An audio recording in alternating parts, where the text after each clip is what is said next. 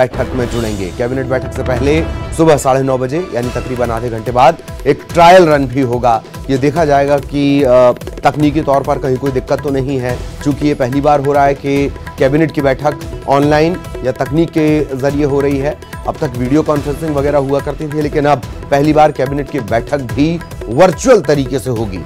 Corona समेत कई अहम मुद्दों पर इसमें चर्चा हो सकती है।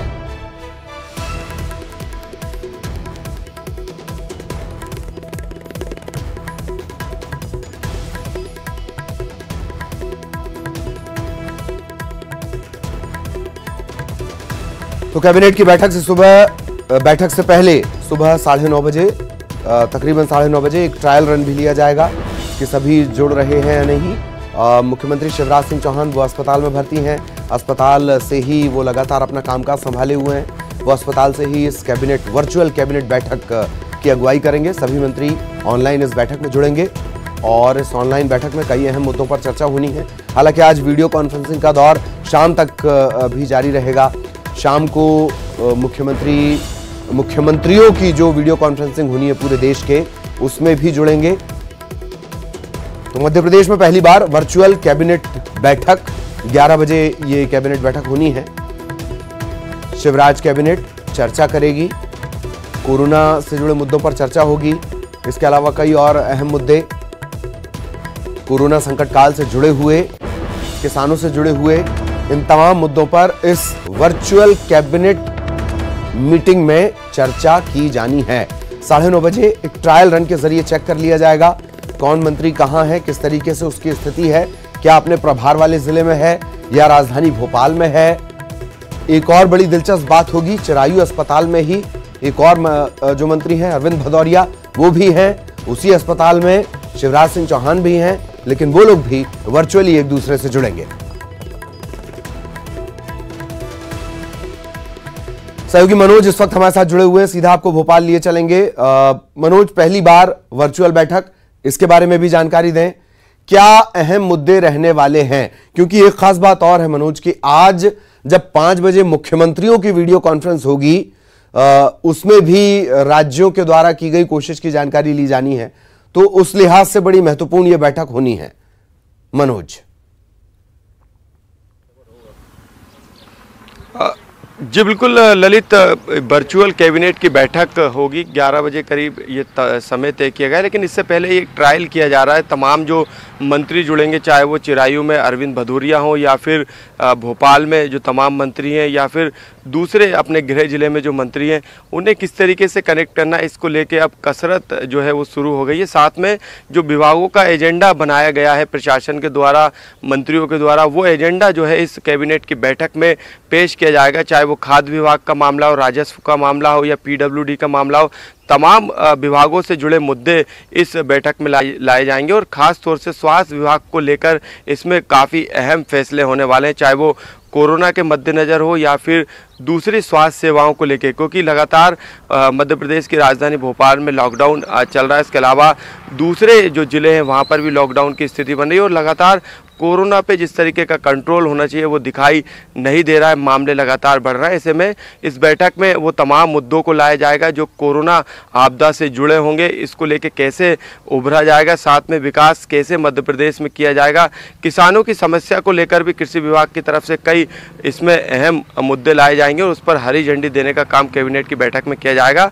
CM शिवराज सिंह चौहान अस्पताल से कैबिनेट की बैठक लेंगे, तमाम प्रशासन के अधिकारी इस बैठक में जुड़ेंगे और जिस तरीके से अभी तक जो सरकार बनने के बाद काम किया गया है सरकार के द्वारा, वो क्या क्या काम किए गए वो एक तरीके से उसकी भी यहाँ पे गणना की जाएगी। और उसके बाद क्योंकि शाम को 5 बजे महत्वपूर्ण बैठक होनी है वीडियो कॉन्फ्रेंसिंग के जरिए, तो उसमें भी CM शिवराज सिंह चौहान उन मुद्दों को रखेंगे, विकास को रखेंगे मध्य प्रदेश में किस तरीके से कामकाज किया जा रहा है, कोरोना से निपटने के लिए क्या कदम उठाए गए, तो तमाम अहम मुद्दे कैबिनेट की बैठक में आएंगे और उसके बाद शाम को भी अहम बैठक होगी। चलिए, बहुत बहुत शुक्रिया मनोज आपका इस तमाम जानकारी के लिए। आप लगातार नजर बनाए रखें, आपके आगे भी आपके जरिए अपडेट अपने हम दर्शकों तक पहुंचाएंगे। जैसे कि मनोज ने भी जिक्र किया, आज दरअसल मुख्यमंत्रियों की भी एक वीडियो कॉन्फ्रेंस होने वाली है, उसमें भी CM शिवराज शामिल होंगे। अस्पताल से ही वो इस वीडियो कॉन्फ्रेंस का हिस्सा बनेंगे। बीजेपी के राष्ट्रीय अध्यक्ष जेपी नड्डा के साथ ये वीडियो कॉन्फ्रेंसिंग होनी है। केंद्रीय शहरी विकास मंत्री हरदीप सिंह पुरी वो भी इस बैठक में मौजूद रहेंगे। शाम 5 बजे ये वीडियो कॉन्फ्रेंसिंग होनी है। दूसरे राज्यों के मुख्यमंत्री भी इसमें मौजूद रहेंगे। खास तौर पर कई मसलों पर चर्चा होनी है, लेकिन स्ट्रीट वेंडर्स को लेकर भी चर्चा होगी। राज्य सरकार किस तरीके के प्रयास कर चुकी है, करने जा रही है, केंद्र की योजनाएं क्या हैं, इसे लेकर चर्चा होगी। इधर सीएम शिवराज के ऐलान के बाद वित्त विभाग की तरफ से आदेश जारी कर दिया गया है। प्रदेश के कर्मचारियों को तय तारीख से ही इंक्रीमेंट मिलेगा।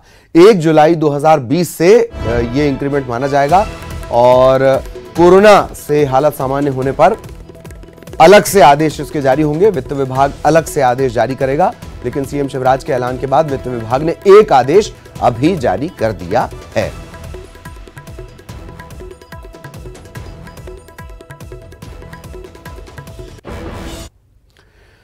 और अब बात छत्तीसगढ़ की करेंगे। सीएम भूपेश बघेल राज्य में खरीफ फसलों की स्थिति पर चर्चा के लिए उच्च स्तरीय बैठक उन्होंने की है। 28 जुलाई से जलाशयों से पानी छोड़े जाने का फैसला लिया गया है। बैठक में सरकार ने यह फैसला भी लिया कि खरीफ फसलों की सिंचाई के लिए जलाशयों से पानी छोड़ा जाएगा।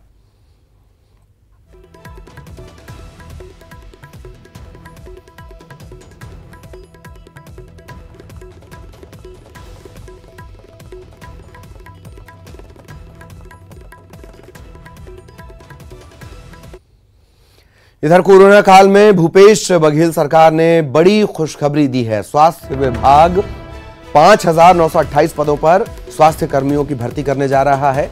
इसमें 2100 पदों पर स्थायी नियुक्तियां होंगी, जबकि 3,828 पद संविदा नियुक्ति के जरिए भरे जाएंगे। संविदा पर होने वाली नियुक्तियों में 3,449 पद राष्ट्रीय स्वास्थ्य मिशन के तहत भरे जाएंगे, जबकि 379 कर्मचारियों की नियुक्ति कोविड अस्पतालों में की जाएगी। राष्ट्रीय स्वास्थ्य मिशन में मार्च 2021 तक के लिए ये भर्तियां होंगी, जबकि कोविड अस्पताल में 3 महीने के लिए भर्ती को मंजूरी दी गई है।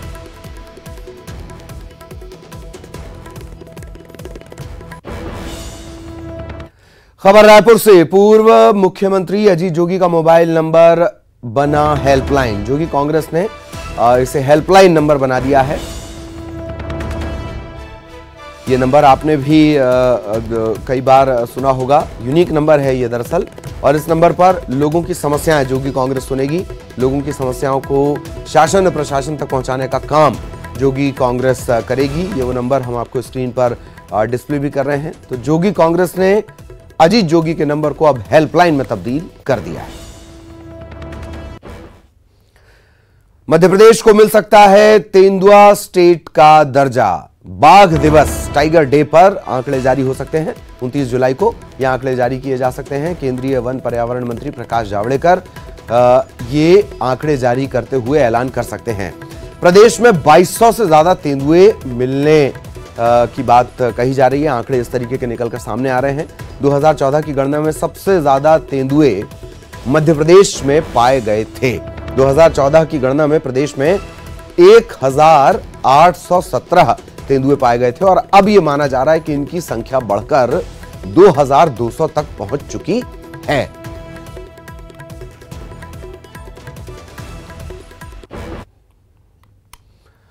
लेकिन पन्ना से लगातार बुरी खबरों का सिलसिला।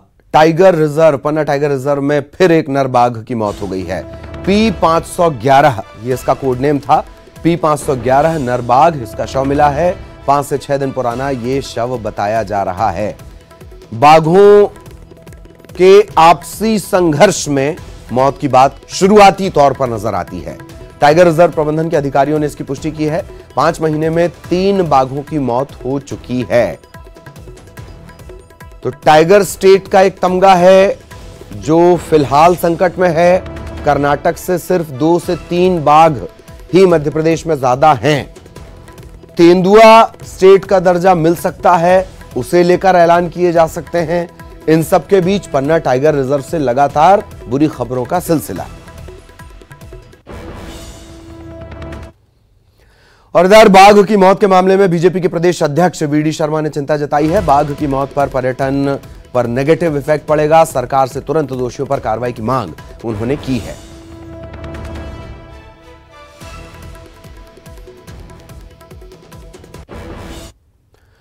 और चलिए बड़ा कोरोना अपडेट आपको दे दें। मध्य प्रदेश में अब तक 28,873 कोरोना संक्रमण के मामले हो चुके हैं। भोपाल में 199, बड़वानी में 33, रतलाम में 8 नए मरीज।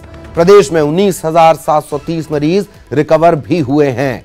अब तक 824 लोगों की जान भी गई है। अकेले इंदौर में कोरोना संक्रमण के मामले 7,000 के पार। 73 नए कोरोना पॉजिटिव मरीज सामने आए हैं और इस तरीके से संक्रमण के कुल मामले 7,058 के पार। 2 मरीजों की मौत की पुष्टि भी की गई है।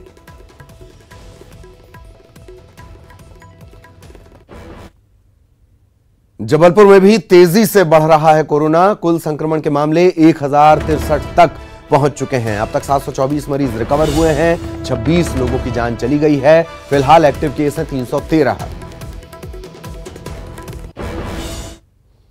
इधर इंदौर में कोरोना से जंग जारी है। शुक्रवार से सर्वे शुरू कर दिया जाएगा। 5,000 लोगों के सैंपल लिए जाएंगे सीरो सर्वे के आधार पर। ये टेक्निकल नाम है। सीरो सर्वे के आधार पर आगे की रणनीति तय होगी। एंटीबॉडी टेस्ट किया जाना है। एसीएस हेल्थ मोहम्मद सुलेमान ने सीरो सर्वे के निर्देश दिए हैं। छत्तीसगढ़ से भी परेशान करने वाले आंकड़े। 24 घंटे में 367 नए संक्रमण के मामले। सबसे ज्यादा रायपुर में 179 मरीज मिले हैं। बिलासपुर में 72 नए कोरोना संक्रमण के मामले। 24 घंटे में 2 लोगों की मौत भी हुई है। हालांकि 24 घंटे में ही 228 मरीज स्वस्थ भी हुए हैं। फिलहाल एक्टिव मरीजों की संख्या 2,763 और कुल जो संक्रमण का आंकड़ा है वो पहुंच गया है 7,980 तक। अब तक 45 लोगों की मौत सूबे में कोरोना के चलते हुई है।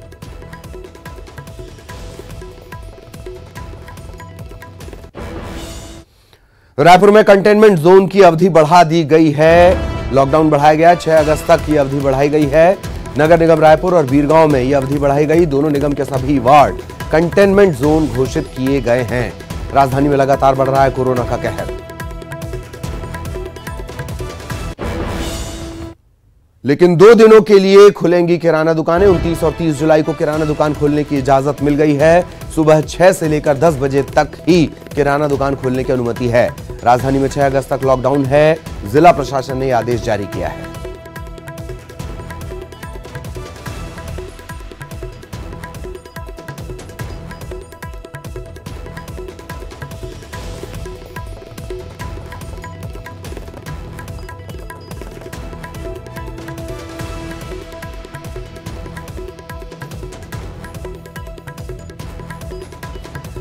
भोपाल से सहयोगी मनोज इस वक्त हमारे साथ जुड़े हुए हैं। देवव्रत हमारे साथ रायपुर से जुड़े हुए हैं। दोनों से हम अपडेट लेंगे। मनोज, लगातार बिगड़ती स्थितियों के बीच आज हालांकि इंदौर में एक अलग किस्म से सर्वे भी शुरू हो जाएगा, लेकिन ओवरऑल कैबिनेट की बैठक में सबसे ज्यादा चिंता इसी बात की भी रहनी है। मनोज। जी बिल्कुल ललित, ये स्थिति उस समय है जब मध्य प्रदेश में सरकार ने किल कोरोना अभियान की शुरुआत की थी और ये दावा किया था कि इस अभियान के तहत कोरोना को जड़ से ख़त्म कर दिया जाएगा। यानी जो संक्रमित व्यक्ति है उनकी पहचान कर ली जाएगी, उनका सही समय पर ट्रीटमेंट किया जाएगा। ये अभियान चलाया गया था। लेकिन इस बीच जब ये अनलॉक के बाद लॉकडाउन लगाया गया तो लगातार देखा गया कि जो संख्या है वो लगातार बढ़ती जा रही है। और ये यदि हम तुलनात्मक अध्ययन करें तो जब मार्च में ये लॉकडाउन लगाया गया था उस समय इतने मरीज सामने नहीं आ रहे थे, अपेक्षा अब इतने अधिक संख्या में मरीज सामने आ रहे हैं। अब सरकार के सामने सबसे बड़ी चिंता यह है कि जो सैंपलिंग है वो अब बढ़ाना पड़ेगी, जो किट है उनको अब अधिक से अधिक बुलाना पड़ेगी। साथ में सरकार ये भी कह रही है कि ज़्यादा से ज़्यादा सैंपलिंग हो रही है, इसलिए ये मामले बढ़ रहे हैं। लेकिन आगे चिंता की बात ये रहेगी कि जो कोविड सेंटर बनाए गए हैं उनकी भी संख्या सरकार बढ़ाने पर विचार कर रही, क्योंकि लगातार वक्त अगर हमारे पास रहेगा।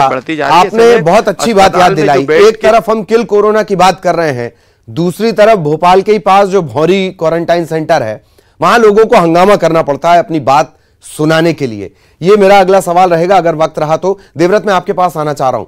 300 से ज्यादा आंकड़े, यह भी अपने आप में एक रिकॉर्ड आंकड़ा है जो अब तक छत्तीसगढ़ की बिगड़ती हुई स्थितियां लगातार बनी, उसमें रिकॉर्ड आंकड़ा है। 300 से ज्यादा केस एक दिन में, 24 घंटे में। देवव्रत,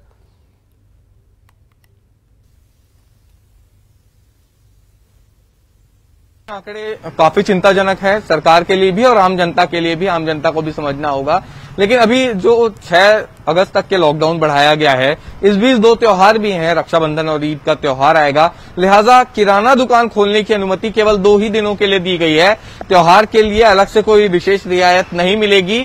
इन 2 दिनों में अगर किराना दुकानें खुलती भी हैं तो वो केवल 2 ही घंटे के लिए, 4 घंटे के लिए ये दुकानें खुलेंगी 2 दिनों तक के। और मार्केट जो है, सबसे पहले आपको बता दूं कि राजधानी का सबसे बड़ा मार्केट यही मार्केट है जहां इस वक्त मैं खड़ा हूं, गोल बाजार, और पूरी भीड़ एक साथ यहीं पहुंचेगी। तो निश्चित मानिए आप कि 2 दिनों तक केवल 4 घंटे का ही अगर मौका दिया गया है और आने वाले समय में 2 त्योहार भी हैं, तब भीड़ जरूर बढ़ेगी और ऐसे में संक्रमण का खतरा और ज्यादा बढ़ सकता है। तब यहाँ पर जिला प्रशासन द्वारा भले ही 2 दिनों की रियायत दी गई है, लेकिन ये रियायत कहीं मुश्किलें पैदा न कर दे, तो इस तरह से ये व्यवस्था फिलहाल जिला प्रशासन द्वारा की गई है। चलिए वक्त की कमी में आप दोनों को बहुत बहुत शुक्रिया मनोज आपका, देवव्रत आपका इस तमाम जानकारी के लिए। खबर इंदौर से, वंदे भारत मिशन का 4था चरण किर्गिस्तान में फंसे भारतीयों को लेकर आएगा विशेष विमान।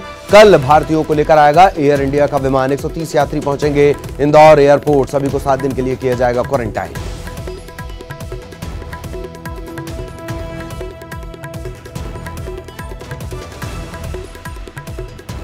ब्रेक के बाद बड़ी खबर रायगढ़ से। कोरोना के मद्देनजर पुलिस ने की है बड़ी कार्रवाई। एक उद्योगपति को पुलिस ने गिरफ्तार किया है शहर में कोरोना फैलाने के आरोप में। उद्योगपति का नाम हरिविलास अग्रवाल है। हैदराबाद से लौटने के बाद प्रशासन से इन्होंने जानकारी छिपाई थी। उद्योगपति के परिवार के 2 सदस्य कोरोना पॉजिटिव भी थे। उद्योगपति के संपर्क में आने से डॉक्टर के साथ कई और लोग भी संक्रमित हुए थे। बड़ी कार्रवाई, उद्योगपति गिरफ्तार।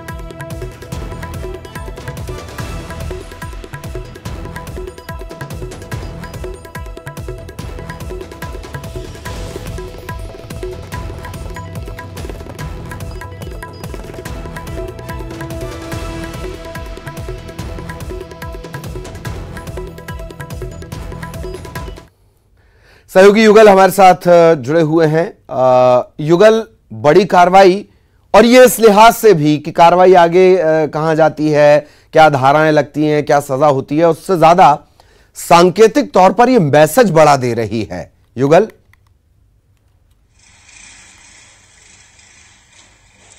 जिले देखिए ये बड़ी कार्यवाही कही जा सकती है और जिस तरह के उद्योग प्रबंधन के रायगढ़ जिले में लापरवाही सामने आ रही है उसको लेकर के एक बड़ा कार्यवाही माना जा सकता है। हरिविलास अग्रवाल थे, उनके पूरा परिवार 18 जो सदस्य थे वो लगातार हैदराबाद में रह रहे थे और इसी दौरान लॉकडाउन जब हुई तो वो वापस लौटे और इसकी जो विधिवत सूचना है उसने जिला प्रशासन ने को नहीं दिया था। इसके साथ ही साथ जो उद्योगपति है उनके परिवार के 2 सदस्यों को कोरोना पॉजिटिव पाया गया था और पूरी आबादी रायगढ़ में उनके जो घनी बस्ती में रहती है, इस दौरान 2 पॉजिटिव हुआ। उसके बाद ये संक्रमण एक से एक फैलता गया तो उसे लेकर के रायगढ़ पुलिस ने कार्रवाई करते हुए उसे गिरफ्तार किया है। इसे संकेत के रूप में भी कहा जा सकता है। साथ ही साथ जिस तरह से कोरोना का जो संक्रमण फैल रहा है उसको बचाव की दिशा में एक सख्त कार्रवाई भी कही जा सकती है। अगर हम अन्य उद्योगों पर प्रबंधन की बात करें तो रायगढ़ जिले में 4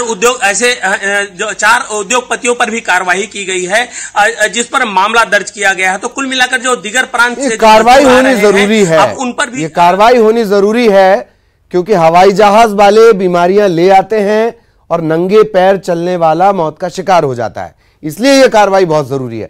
बहुत बहुत शुक्रिया आपका युगल इस तमाम जानकारी के लिए।